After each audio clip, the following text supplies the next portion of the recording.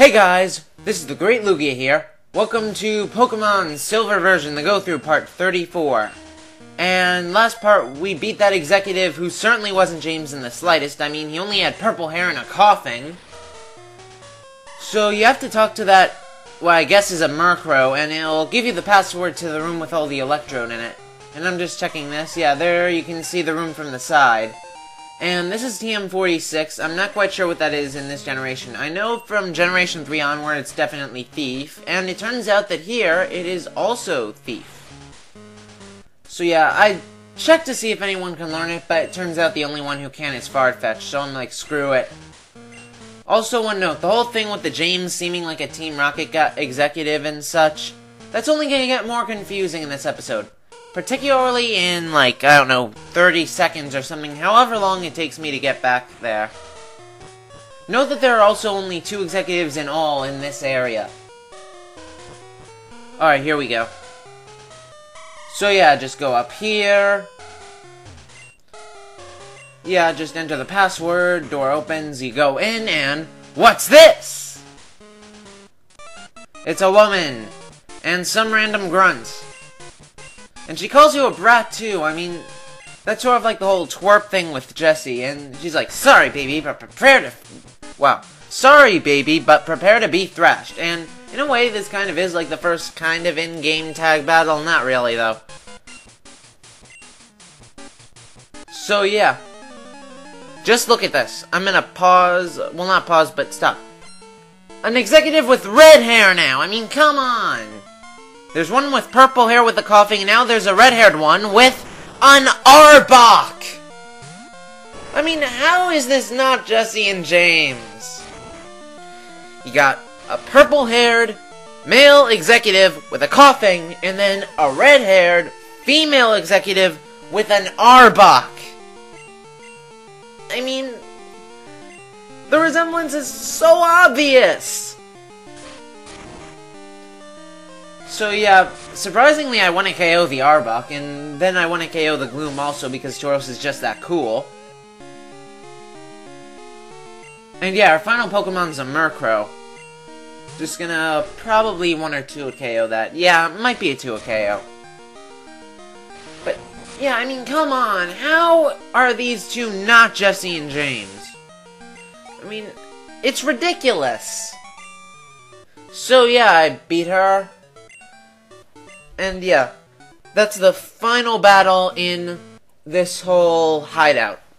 Also, random note of trivia. Even though these 2 guys are Rocket executives, her and the guy from last episode, they don't actually have the Team Rocket battle music. They just have regular trainer battle music.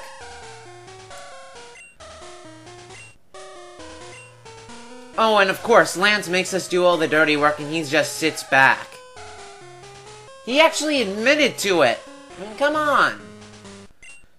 But at least we get to do something cool now. We get to kill electrodes. For the good of humanity. And it looks like we're walking across these wires or electric currents. It doesn't look too safe. I really don't know what that is, but either way, it looks a bit hazardous. Anyways, there's 3 electrodes. I'm just gonna stay in with Tauros. Hopefully none of them will self-destruct on me. I'm not sure if they have self-destruct or explode at this point. Although, considering how low level they are, I'm guessing it's self-destruct. Doesn't matter though, because it turns out Tauros can 1 KO all of them. Not to mention outspeed them. Also, one thing I just feel like talking about right now.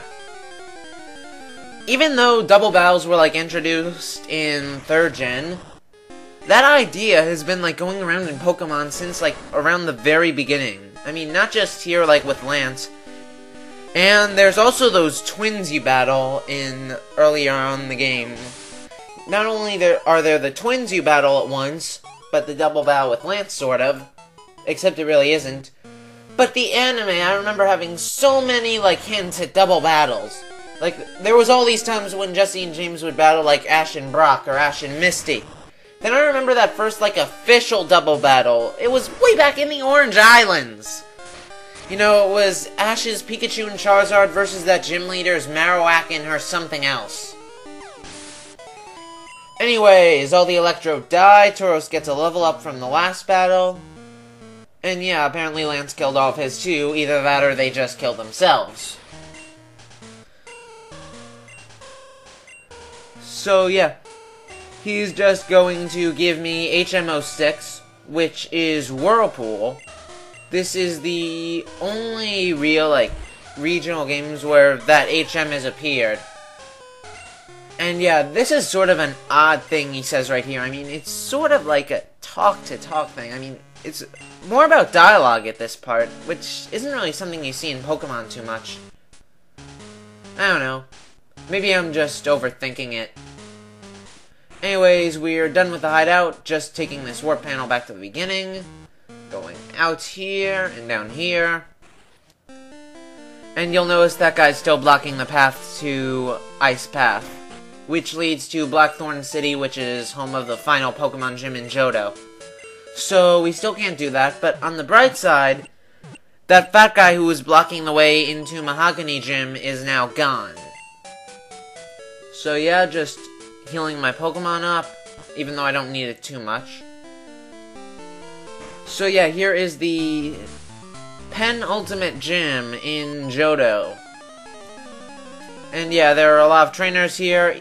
They all focus on ice types, but a lot of them are also part water, so even though a Pokemon like Quilava could do well against some Pokemon, like, I don't know, Swinub, granted, those are pretty rare.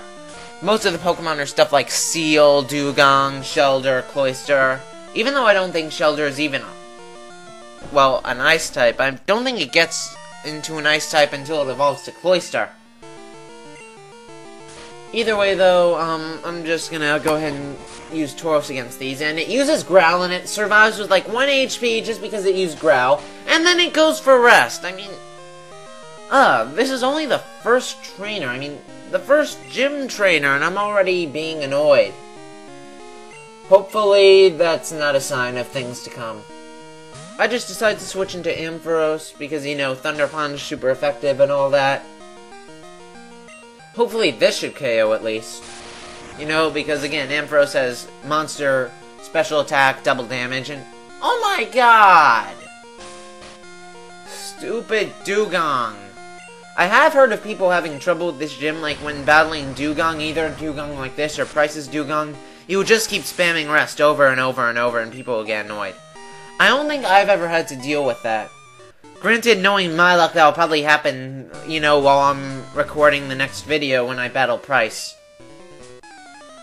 But, we'll see. Even I don't know what'll happen yet, because I haven't recorded it yet. Well, chances are I have once this is uploaded, but I'm narrating and recording this on, what day is it? The last Wednesday of December, basically. I'm pretty sure that's the 30th. Saturday's the 26th. Sunday's the 27th. Monday's the 28th. Tuesday's the 29th. Yeah, today's the 30th. So yeah, I am uploading this, well, not uploading this, recording and narrating this like a week in advance. And yeah, here's this trainer with a Dugong. I just Horn Attack it. It should be a 2-hit KO, because I went for Horn Attack because I wasn't expecting Strength to 1-hit KO, and I didn't want to waste its power points, and I knew Horn Attack combined with the Strength, or just 2 Horn Attacks would be enough for a 2-hit KO. And you ever notice how Aurora Beam has, like, the same sound effect in this generation as, like, Hyper Beam and Aeroblast? Oh no, it makes it sound a lot cooler than it actually is. Anyways, here's another Seal. I forget if Seal are part Ice type, or if they don't become part Ice type until they become Dugong. I'm guessing it's one or the other. Like, what I'm trying to say is I'm guessing there's, like, an equal chance of one of those. So yeah, just going around here, I basically remember how to get to the gym leader.